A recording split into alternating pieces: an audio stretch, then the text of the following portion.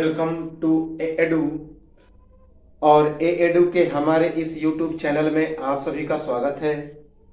देखिए, मध्यकालीन भारत के इतिहास को हम लोग पढ़ रहे थे और मध्यकालीन भारत के इतिहास में हम लोग मुगल साम्राज्य को पढ़ रहे थे। और मुगल साम्राज्य में हम लोग मुगल साम्राज्य के सबसे अंतिम प्रमुख शासक जिसका नाम था औरंगजेब, उसके बारे में हम लोग पढ़ रहे थे। और औरंगजेब के बारे में आज का जो हमारा वीडियो है वो अंतिम वीडियो होगा।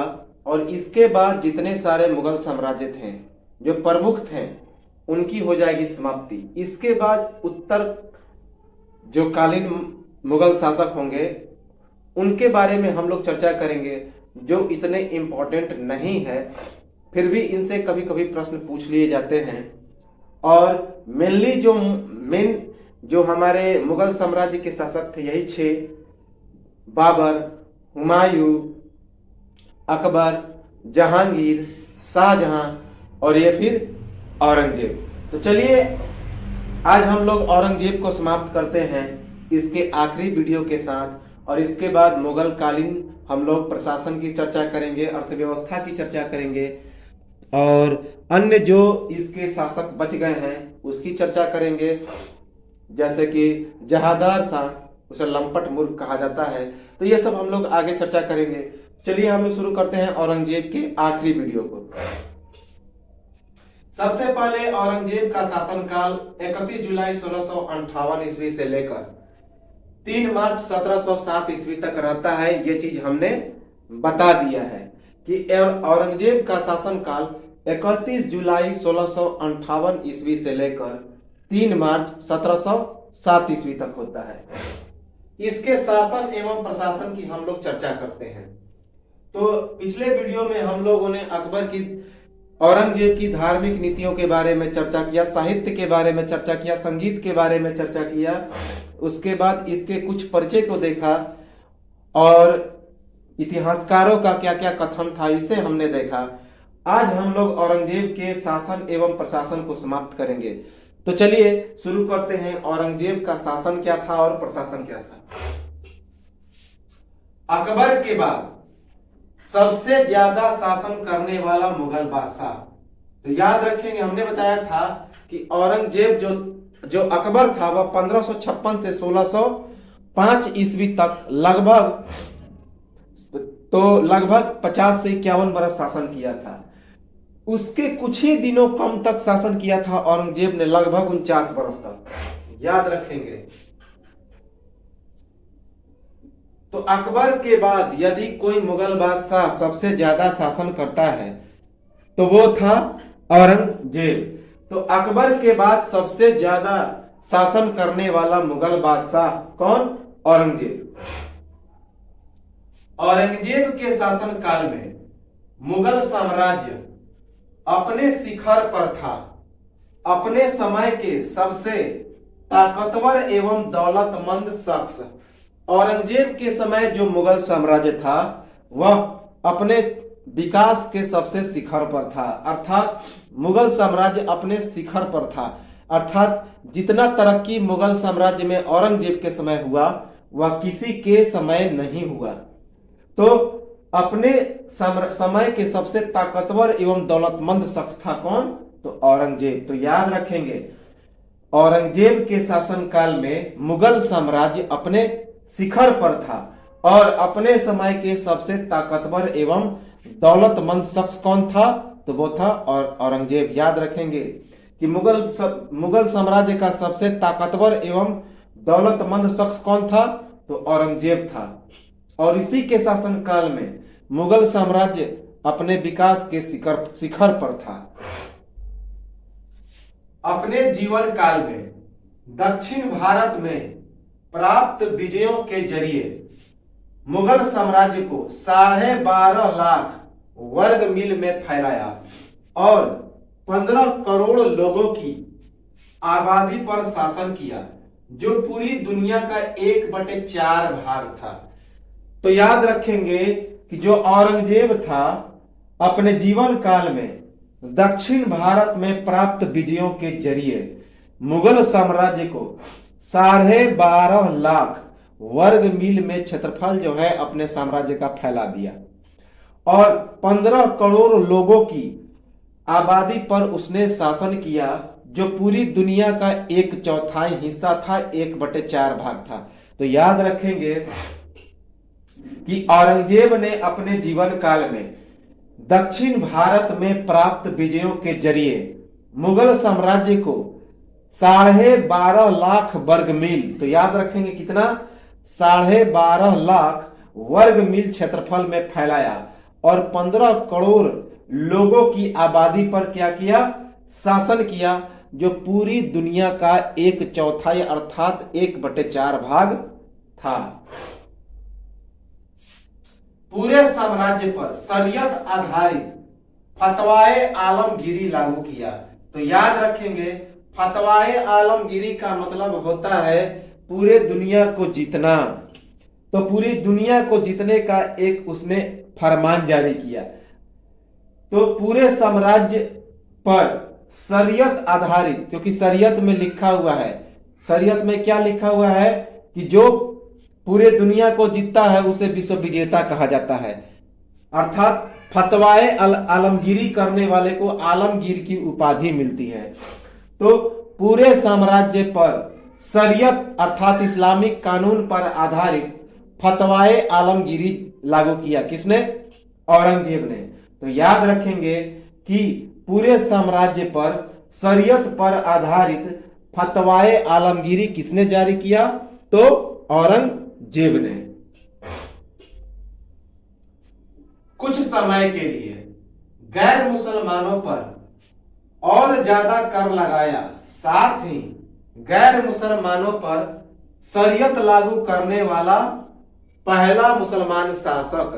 तो कुछ समय के लिए इसने क्या किया कि गैर मुसलमानों पर कर ज्यादा बढ़ा दिया और ज्यादा कर लगाया, और साथ ही साथ गैर मुसलमानों पर जो शरीयत लागू करने वाला यह पहला शासक भी बना।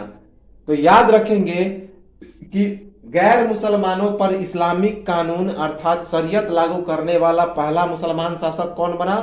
तो वो बना औरंगजेब। और यह कुछ समय के लिए गैर मुसलमानों पर क्या किया?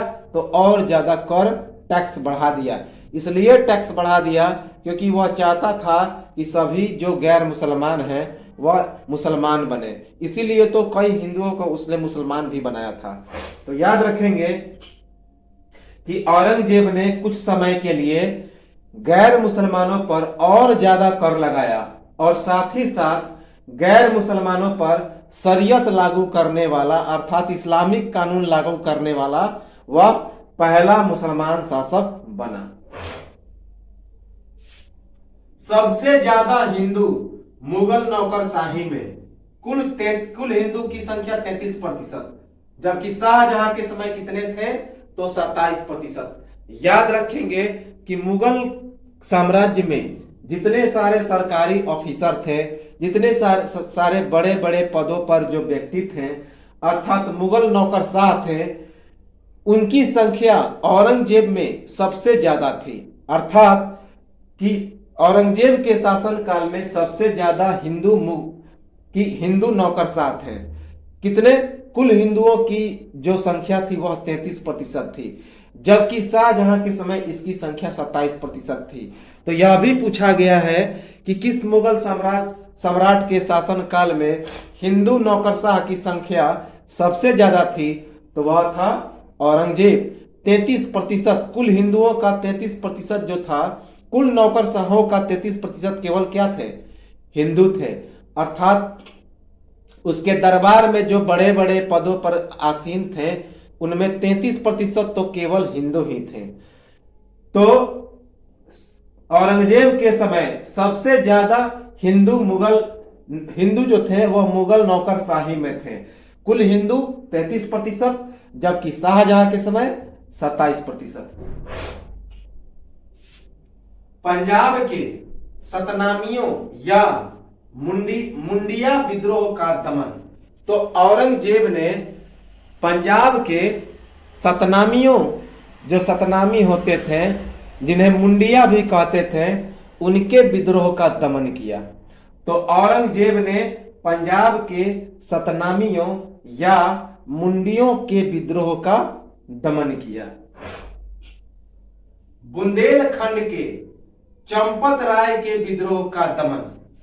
तो औरंगजेब ने बुंदेलखंड के, जो कि पहले उत्तर प्रदेश के इलाकों में पड़ता था, उत्तर प्रदेश, मध्य प्रदेश और ये उत्तर प्रदेश, मध्य प्रदेश और आज जो छत्तीसगढ़ बटा हुआ है, उत्तराखंड बटा हुआ है, अर्थात उत्तर प्रदेश और मध्य प्रदेश का संपूर्ण इलाका बुंदेलखंड कहलाता था, जो झांसी के क्षेत्र के इलाके, झांसी, मेरठ। तो बुंदेलखंड के चंपत राय के विद्रोह का दमन किया औरंगजेब ने। याद रखेंगे कि औरंगजेब ने बुंदेलखंड के चंपत राय के विद्रोह का दमन किया। किसका? चंपत राय का विद्रोह। कहां का था? तो बुंदेलखंड का। तो औरंगजेब ने बुंदेलखंड के चंपत राय के विद्रोह का दमन किया। गोकुल में राजा राम और चूड़ामणि के विद्रोह का दमन। तो औरंगजेब ने गोकुल में चूड़ामणि और राजा राम, वही राजा राम था जो अकबर के हड्डियों को कब्र से निकाला था और जला दिया था। तो औरंगजेब ने गोकुल के राजा राम और चूड़ामणि के विद्रोह का दमन किया। याद रखेंगे कि औरंगजेब ने गोकुल के राजा राम और चूड़ामणि के विद्रोह का दमन किया। 1634 ईस्वी में शाहजहां द्वारा दक्कन का सूबेदार नियुक्त। तो 1634 ईस्वी में शाहजहां ने औरंगजेब को दक्षिण भारत के दक्कन का राज्यपाल बनाया, अर्थात सूबेदार बनाया, गवर्नर बनाया।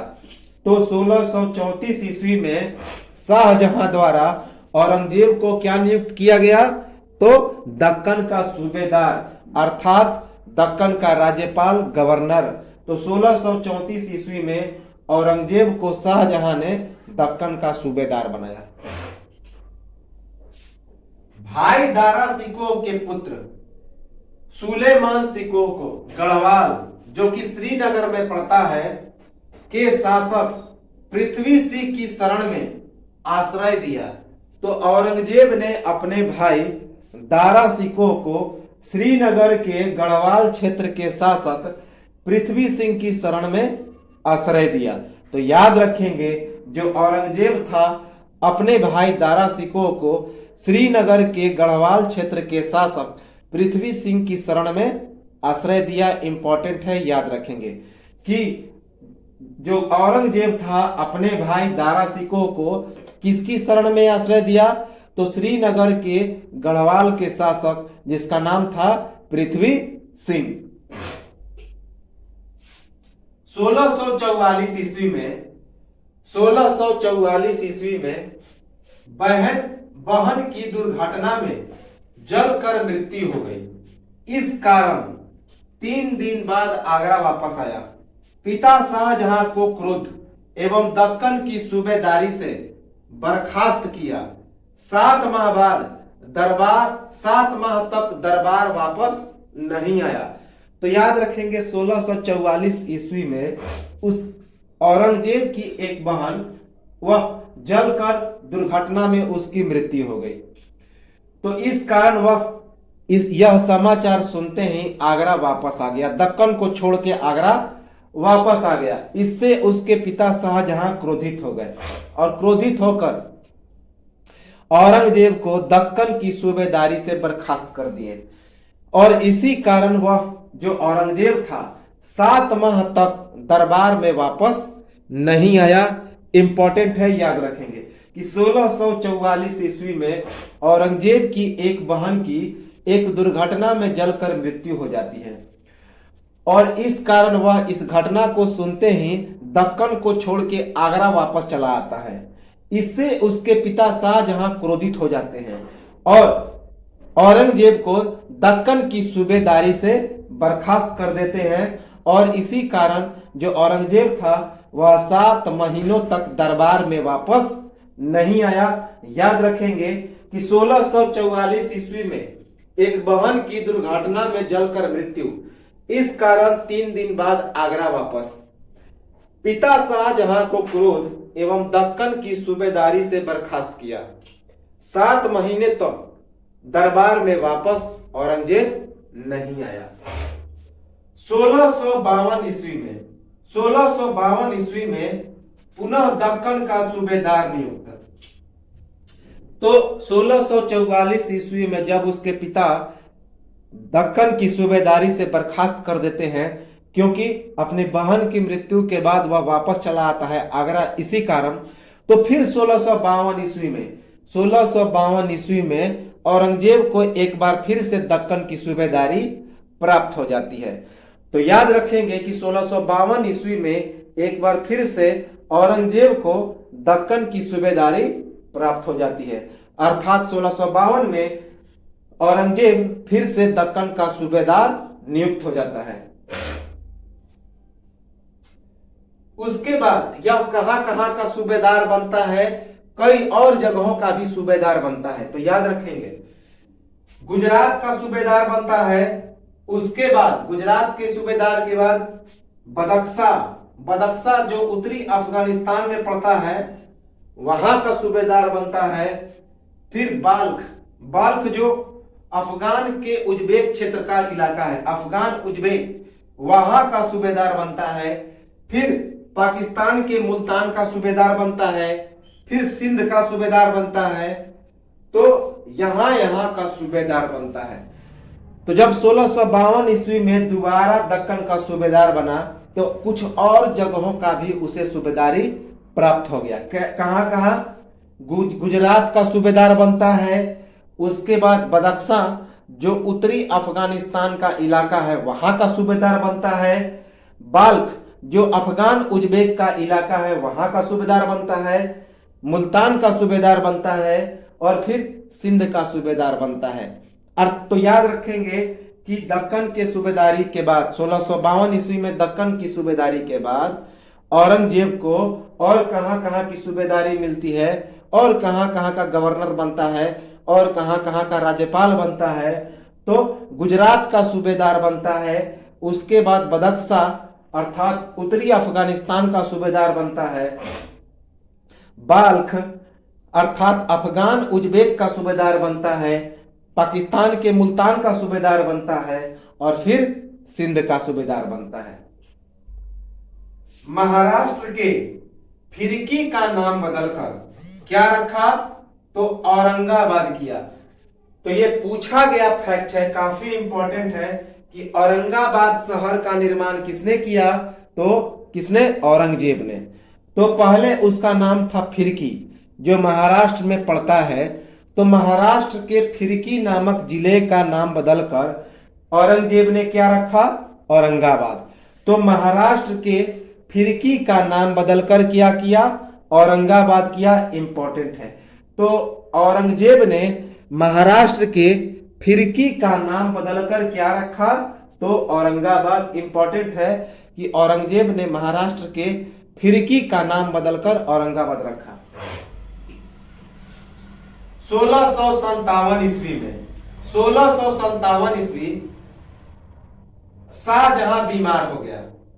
दारा शिकोह, शाह शुजा तथा औरंगजेब के बीच उत्तराधिकार के लिए संघर्ष। शाह शुजा खुद को बंगाल का राजा घोषित कर दिया। शाह शुजा अपने बचाव के लिए बर्मा की, जो आज म्यांमार कहलाता है, अराकान पहाड़ियों की ओर भागा और बाद में अराकानियों द्वारा वहीं पर उसकी हत्या हो जाती है। तो याद रखेंगे कि 1657 ईस्वी में जब शाहजहां बीमार हो जाता है तो दारा शिकोह जो उसके पुत्र थे, दारा शिकोह, शाह शुजा और औरंगजेब, इन तीनों के बीच उत्तराधिकार के लिए अर्थात गद्दी के लिए संघर्ष होता है। इस युद्ध में शाहजहां खुद को बंगाल का राजा घोषित कर देता है और औरंगजेब के हमले के बाद वह अपने बचाव के लिए बर्मा की अराकान पहाड़ियों की ओर भाग जाता है और बाद में अराकानियों के द्वारा वहीं पर उसकी हत्या हो जाती है। इसके बारे में हमने पिछले वीडियो में उत्तराधिकार के युद्ध में जब शाहजहां का वीडियो हम लोग देख रहे थे तो उसमें इसकी डिटेल चर्चा की है कि अराकानियों के द्वारा उसकी हत्या हो जाती है। तो याद रखेंगे 1657 ईस्वी में शाहजहां बीमार हो जाता है तो दारा शिकोह, शाह शुजा और औरंगजेब के बीच उत्तराधिकार के लिए संघर्ष होता है और शाह शुजा इसमें खुद को बंगाल का राजा घोषित कर देता है। लेकिन औरंगजेब के हमले के बाद वह अपने बचाव के लिए बर्मा यानी कि म्यांमार तो बर्मा की अराकान पहाड़ियों के में छुपकर भाग जाता है। बाद में उसी अराकान पहाड़ियों में वहां की जनजाति अराकानियों के द्वारा उसकी हत्या हो जाती है। याद रखेंगे 1658 ईस्वी में शाहजहां को 1658 ईस्वी में शाहजहां को बंदी बनाया, स्वयं को शासक घोषित किया। यही 31 जुलाई 1658 ईस्वी को गद्दारी के आरोप में 1659 ईस्वी को दारा शिकोह को फांसी। तो याद रखेंगे 1658 ईस्वी में जब वह उत्तराधिकार के युद्ध को जीत जाता है तो वह शाहजहां को बंदी बना के आगरा के किले के शाह बुर्ज में कैद कर लेता है। तो 1658 ईस्वी में शाहजहां को बंदी बनाया और उसके बाद स्वयं को शासक घोषित किया और एक साल के बाद गद्दारी के आरोप में 1659 ईस्वी में दारा शिकोह को फांसी दे दिया, क्योंकि उसका मानना था कि दारा शिकोह ही शाहजहां को भड़का रहा था। तो 1658 ईस्वी में औरंगजेब ने शाहजहां को बंदी बनाया और स्वयं को शासक घोषित किया। एक साल के बाद गद्दारी के आरोप में औरंगजेब ने 1659 ईस्वी में दारा शिकोह को फांसी की सजा दे दी और उसमें उसकी हत्या हो गई। तो याद रखेंगे ये बात कि 1658 ईस्वी में शाहजहां को बंदी बनाया औरंगजेब ने और उसके बाद स्वयं को शासक घोषित किया। फिर एक साल के बाद 1659 ईस्वी में अपने भाई दारा शिकोह को गद्दारी के आरोप में फांसी दे दिया और उसकी मौत हो गई। शासक होकर भी अपने ऊपर कुछ खर्च नहीं किया। तो औरंगजेब इतना उदार व्यक्ति था कि शासक होकर भी अपने ऊपर कुछ खर्च नहीं किया। इंपॉर्टेंट है, कौन सा ऐसा शासक है जो शासक होकर भी अपने ऊपर कुछ खर्च नहीं किया? तो वो था औरंगजेब। तो औरंगजेब शासक होकर भी अपने ऊपर कुछ खर्च नहीं किया। जाट किसानों के विद्रोह का दमन। औरंगजेब ने जाट किसानों के विद्रोह का दमन किया। तो याद रखेंगे कि औरंगजेब ने जाट किसानों के विद्रोह का दमन किया। 1675 ईस्वी में, मोस्ट इंपॉर्टेंट, 1675 ईस्वी में सिखों के नौवें गुरु तेग बहादुर को बगावत एवं इस्लाम धर्म को न स्वीकारने के जुर्म में मृत्यु दंड। तो 1675 ईस्वी में सिखों के नौवें गुरु तेग बहादुर को इस्लाम धर्म को नहीं स्वीकारने एवं बगावत करने के जुर्म में उन्हें मृत्यु दंड देता है। तो याद रखेंगे जहांगीर ने भी मृत्यु दंड दिया था गुरु अर्जुन देव को, जो सिखों के 5वें गुरु थे। तो 1675 ईस्वी में सिखों के 9वें गुरु जिनका नाम था तेग बहादुर, उन्हें बगावत एवं इस्लाम धर्म को नहीं स्वीकारने के जुर्म में औरंगजेब मृत्यु दंड दे देता है। इंपॉर्टेंट है। तो 1675 ईस्वी में सिखों के 9वें गुरु जिनका नाम था तेग बहादुर, उन्हें बगावत एवं इस्लाम धर्म को नहीं स्वीकारने के जुर्म में मृत्यु दंड देता है कौन? औरंगजेब। 1685 ईस्वी में मुस्लिम बनाने हेतु बीजापुर पर विजय। तो याद रखेंगे 1685 ईस्वी में बीजापुर को मुसलमान बनाना चाहता था तो इसी कारण उस पर विजय प्राप्त करता है। तो 1685 ईस्वी में बीजापुर को मुसलमान बनाने हेतु विजय, तो मुसलमान बनाने हेतु 1685 ईस्वी में बीजापुर पर विजय प्राप्त करता है, याद रखेंगे। उसके 2 साल बाद अर्थात 1687 ईस्वी में 1687 ईस्वी में मुस्लिम बनाने हेतु गोलकुंडा पर विजय मदन्ना एवं अफन्ना नामक ब्राह्मणों का संबंध गोलकुंडा के शासक अबुल हसन से था। तो याद रखेंगे 1687 ईस्वी में मुस्लिम बनाने हेतु गोलकुंडा पर यह विद्रोह करता है औरंगजेब और उस पर विजय प्राप्त करता है। मदन्ना और अफन्ना, तो मदन्ना और अफन्ना नामक 2 ब्राह्मण भाई थे, तो उनका संबंध उस समय के गोलकुंडा के शासक अबुल हसन से था, तो इसलिए भी आक्रमण करता है। तो 1687 ईस्वी में मुस्लिम बनाने हेतु औरंगजेब गोलकुंडा पर विजय प्राप्त करता है। इसमें मदन्ना और अफन्ना नामक ब्राह्मणों का संबंध गोलकुंडा के शासक अबुल हसन से था, याद रखेंगे। तो 1687 ईस्वी में मुस्लिम बनाने हेतु गोलकुंडा पर विजय मदन्ना और अफन्ना नामक ब्राह्मणों का संबंध गोलकुंडा के शासक अबुल हसन से था। 22 जून 1665 ईस्वी इंपॉर्टेंट है। 22 जून 1665 ईस्वी औरंगजेब की तरफ से जय सिंह और शिवाजी के बीच पुरंदर की संधि होती है। तो 22 जून 1665 ईस्वी को औरंगजेब की तरफ से राजा जय सिंह और शिवाजी के बीच एक संधि होती है जिसे पुरंदर की संधि कहते हैं। इसके बारे में डिटेल चर्चा हम लोग जब आधुनिक भारत पढ़ेंगे, शिवाजी के बारे में पढ़ेंगे तो पूरा डिटेल में पढ़ेंगे।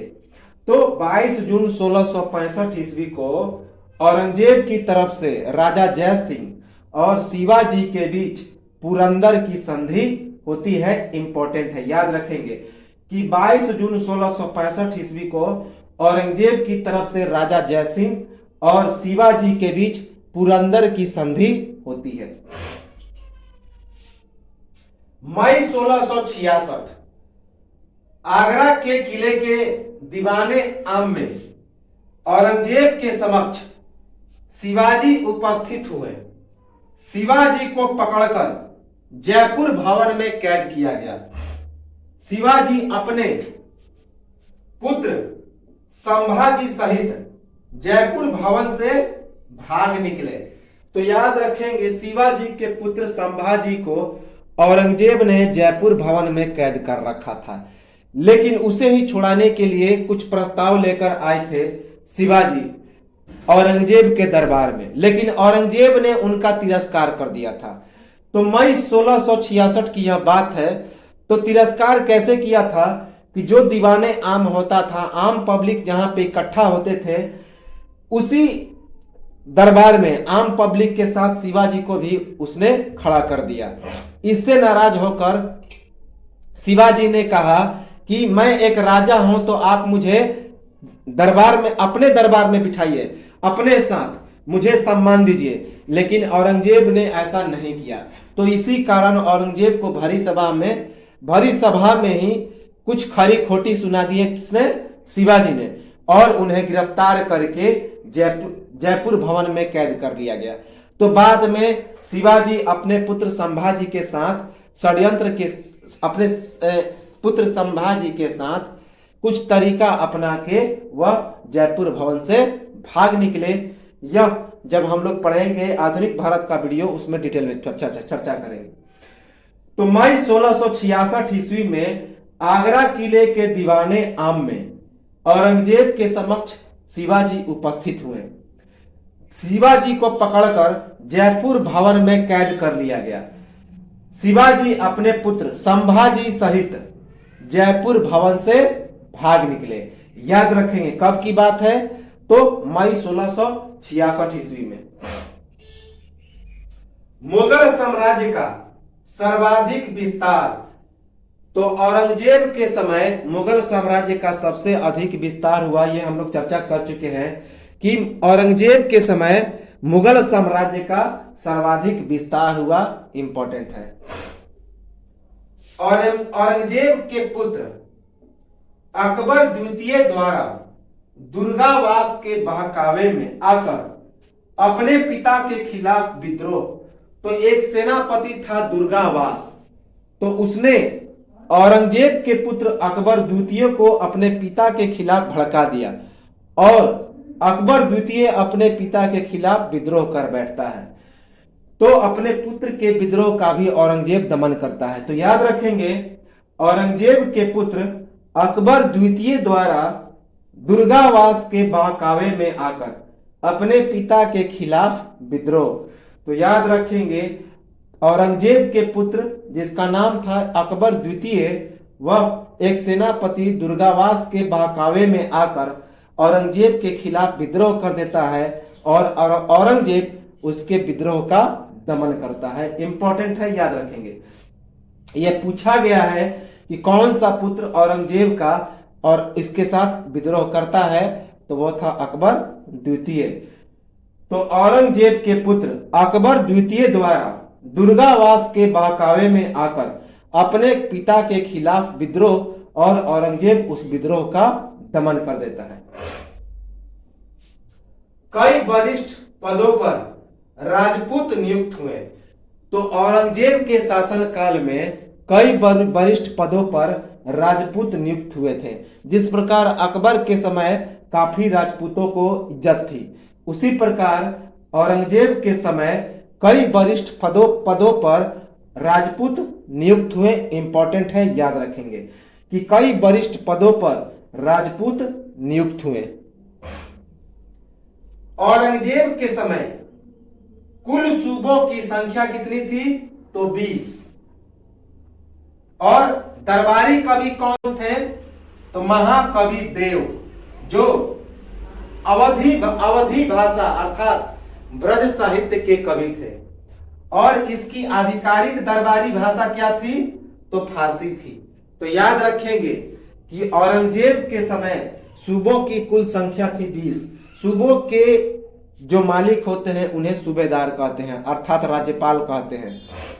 तो कुल सूबों की संख्या थी 20।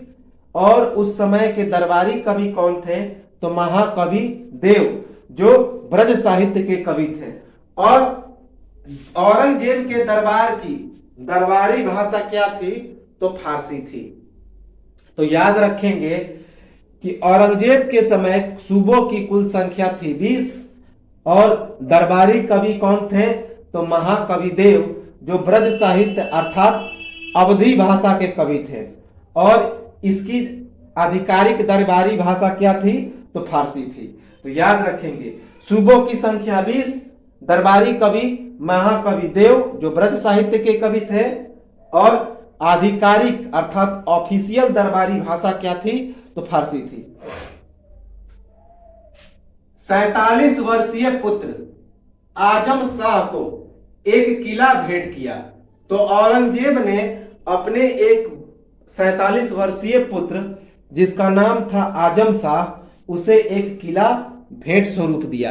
तो याद रखेंगे, अपने 47 वर्षीय पुत्र आजम शाह को एक किला भेंट किया। किसने? औरंगजेब ने।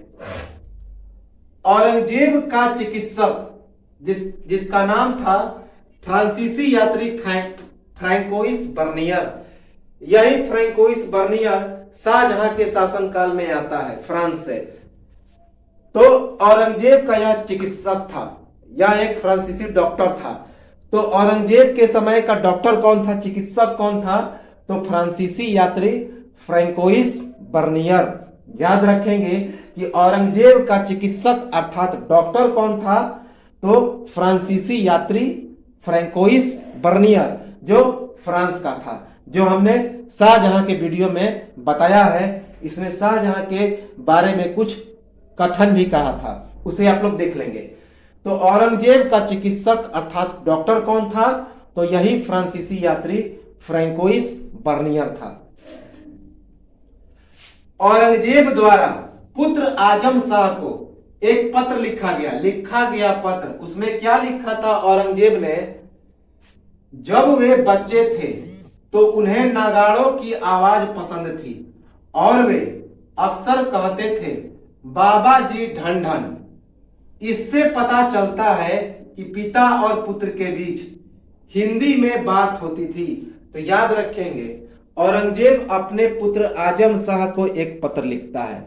उसमें यह क्या लिखा अपने पुत्र को अपने बारे में कि जब वे बच्चे थे तो उन्हें नगाड़ों की आवाज पसंद थी और वे अक्सर कहते थे क्या? बाबा जी ढन ढन।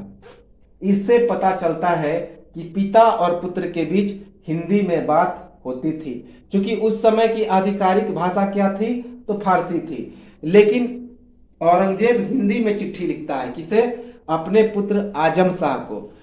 और चिट्ठी में क्या लिखता है कि जब वे बच्चे थे तो उन्हें नगाड़ों की आवाज पसंद थी और वे अक्सर कहते थे बाबा जी ढन ढन। तो इससे क्या पता चलता है कि औरंगजेब के समय पिता और पुत्र के बीच हिंदी में अर्थात ब्रज साहित्य में बात होती थी। तो याद रखेंगे कि औरंगजेब के समय हिंदी भी काफी चलती थी। तो औरंगजेब के समय पुत्र आजम शाह को लिखा गया पत्र, जब वे बच्चे थे तो उन्हें नगाड़ों की आवाज पसंद थी और वे अक्सर कहते थे बाबा जी ढन ढन। इससे पता चलता है कि पिता और पुत्र के बीच हिंदी में बात होती थी। तो ये था हमारा आज का वीडियो और इसी के साथ औरंगजेब का शासनकाल होता है समाप्त। और औरंगजेब जो कि सबसे अकबर के बाद महान सम्राट था, उसका शासनकाल समाप्त होता है। और ये 1707 ईस्वी तक, 1526 से 1707 ईस्वी तक का जो प्रमुख मुगल साम्राज्य था, ये होता है समाप्त। और इसके बाद हम लोग उत्तरवर्ती मुगल कालीन शासन के बारे में चर्चा करेंगे, जो काफी इंपॉर्टेंट शासक नहीं है, फिर भी इससे कभी प्रश्न पूछ लिए जाते हैं। तो इसके बाद हम लोग शुरू करेंगे, इसके बाद उत्तरवर्ती मुगल कालीन शासक जो छिटपुट शासक हैं, तो पूरा डिटेल में उन्हें भी हम लोग देखेंगे। तो इस प्रकार ये मुगल साम्राज्य होता है हमारा यहीं पे समाप्त। इसके बाद हम लोग मुगल साहित्य, मुगल प्रशासन, मुगल अर्थ, इसके बारे में चर्चा करेंगे। तो एक स्क्रीनशॉट ले लें। उम्मीद है कि ये हमारा वीडियो आपको पसंद आया होगा। बार बार इसे देखें और उसके बाद इसका एक नोट्स बनाएं और अन्य लोगों को भी इसका फायदा पहुंचाएं। तो इसका एक स्क्रीनशॉट ले लें और लाइक, सब्सक्राइब, शेयर और कमेंट करें। तो मिलते हैं हम लोग अगले वीडियो में मुगल साम्राज्य के उत्तरकालीन शासकों को लेकर। तो तब तक के लिए